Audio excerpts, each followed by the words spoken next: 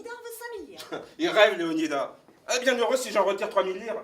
Voilà le papier. Oh, merci Malouton. Il y a 2 douzaines de rouleaux, ça ira pour la semaine? Pourquoi tu te fais livrer ça ici? Ben, il y a toujours quelques rouleaux qui disparaissent, alors avec les pourboires qu'on me donne, hein, je fasse attention à tout. Moi, Léonida Papagato, vive comme un lézard et frais comme une rose, je salue l'aurore de ce jour béni qui me trouve prêt comme tous les jours à m'attaquer aux tâches les plus ardues. Antonio dit que pour tout ça, il ne peut en avoir que 3 400 lires. Combien? 3 400 lires. Moi, ces choses-là, je les gagne à la sueur de mon front. Elles représentent la prime fortuitement accordée à ma profession d'invité. Ouais, bonjour la comédie. Voilà le grand-père. Le grand-père de qui? J'en sais rien. Comment ça, vous en savez rien? Vous dites voilà le grand-père, vous savez pas de qui il est le grand-père? Mais comment voulez-vous que je sache, madame Mathilde? Monsieur Léonida me l'a commandé hier soir. Tu chantes toujours comme ça? Non. Vous lui mettez une boule de gomme dans la bouche et il chante plus. Vas-tu nous expliquer maintenant l'opération géniale que tu prépares? Super géniale et productrice de gros bénéfices. N'oublions pas, mesdames et messieurs, qu'on peut connaître en ce monde la plus pure des joies humaines en projetant généreusement sur autrui une large part de ce bonheur. C'est pourquoi, pour fêter l'heureux événement, je propose d'en perpétuer le souvenir par la fondation d'un comité de bienfaisance qui soulagera la misère de ceux qui souffrent. De plus, j'ai signalé immédiatement le cas d'une malheureuse famille ravagée par l'indigence et la misère. Bravo, et qui c'est cette famille? La mienne. La tienne? Et voilà, les voilà en place. Oh, comtesse, entrez donc, je vous en prie. Cher ami, Bonjour, cher ami. Comment allez-vous, comtesse? vous nous avez précédés, colonel. De quelques minutes. Et j'éprouve déjà beaucoup de peine à voir les tristes conditions où vivent ces pauvres gens. Talon! Ah, vous avez vu, elle l'a frappé. Ça doit être le mari. Le mari est rentré, sa femme l'a frappé. Quel mari? Cet homme-là, n'est-ce pas le mari? Ah oui, oui, oui, oui, oui, oui. Embrassez-vous et faites la paix. Comment? Embrassez-vous. Que proposez-vous?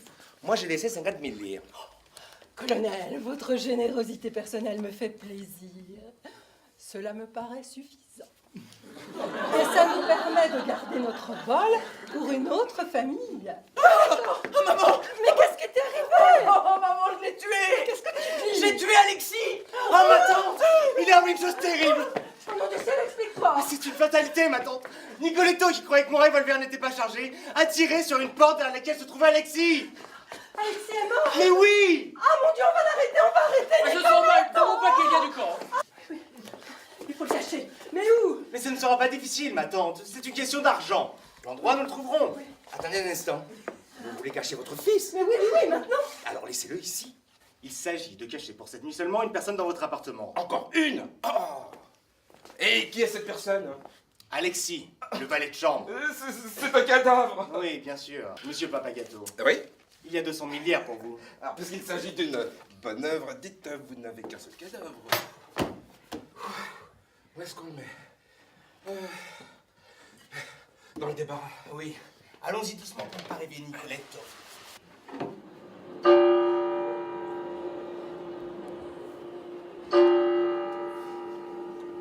Ah, assassin! Maudit! Regarde-moi. Je suis Alexis. Tu m'as tué. Mais mon fantôme te persécutera.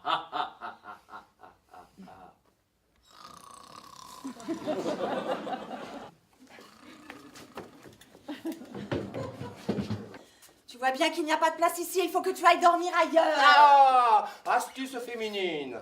Non, ma chère, je vais justement dormir ici. La malle, nous allons la mettre à côté du jeune homme. Oh! Nom de Dieu! C'est lourd!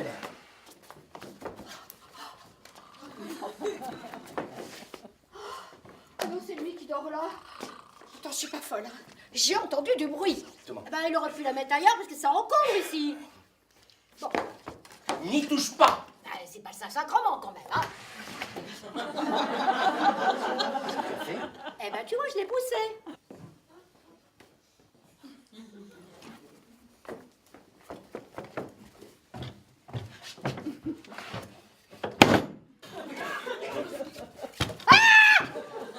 Enfin, qu'est-ce qu'il y a? La malle? La malle?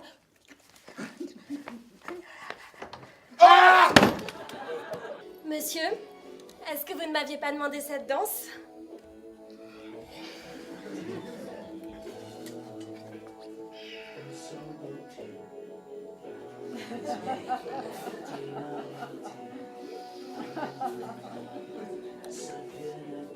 Chérie. Ah, Nicolas, fais attention, on pourrait nous voir. Écoute, Nicolas, il faut que je te dise quelque chose. Mon Dieu, quel air sérieux. Eh bien voilà, celui que tu prends pour mon père n'est pas mon père. Comment? Ton père n'est pas Monsieur Léonidas? Si, mais Monsieur Léonidas n'est pas celui que tu crois. Et qui est Monsieur Léonidas? Le colonel, tu comprends? Ah bah non, non, pas du tout, non. Eh bien voilà, la profession de mon père... Il est colonel. Non, il est invité. Comment? Je tentais de leur expliquer le grave danger auquel s'expose Nicolas en restant dans cette maison. Juste. Je suis son tuteur, j'ai la charge de ses intérêts. Très juste. Or, je lui ai préparé un abri sûr dans un endroit solitaire. De plus en plus juste. Tu vois, mon petit Nicolas, le colonel est de mon avis. Il faut que tu quittes immédiatement cette maison, n'est-ce pas, colonel? Non. Comment? Non. Vous fichez de moi? Oui. Merci. N'ayez pas peur, elle n'est pas chargée. Monsieur, voulez-vous jouer le rôle du jeune cousin hypersensible? Certainement, colonel. Alors, mettez-vous là et chantonnez gaiement. Jean. Bonjour, cher cousin. Comment vas-tu, cher cousin? Je vais bien, cher cousin. Regarde, cher cousin, le beau revolver que j'ai acheté. Oh, il est magnifique, cher cousin. C'est une autre famille! Mais qu'est-ce que vous avez fait? C'est terrible. Je savais pas qu'il était chargé. J'ai tué un homme. Relève-toi, Velluto. Ton rôle de cadavre est terminé. Vous vous trompez, Nicole, là. Ce n'est pas Alexis. C'est mon ami Velluto qui vient de faire semblant de mourir en imitant très exactement le procédé d'Alexis, car votre revolver aussi était chargé à blanc. Vous en faites une tête tous les deux. Ah bah, tu vas pour un enterrement quand même. Oui. Ah, eh ben me rapporte pas le corps, hein, parce que les cadavres, moi, j'en ai jusque-là. Tu veux m'épouser? Oui. Je veux t'épouser. Pour que Fiorella ait ses papiers en règle.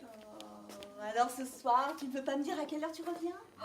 Oh là, c'est encore plus beau qu'au théâtre. Oh, je t'attendrai, Léonidas, même si tu dois revenir très tard. Pas très tard. Écoute, Valéria. En ce qui concerne notre mariage, n'en parle pas dans le quartier, veux-tu? Et toi non plus, Mathilde, n'est-ce pas? La cérémonie aura lieu dans la plus stricte intimité. Au mariage de Leonida Papagatto, je ne veux pas risquer qu'il se trouve par hasard un invité. Nicolas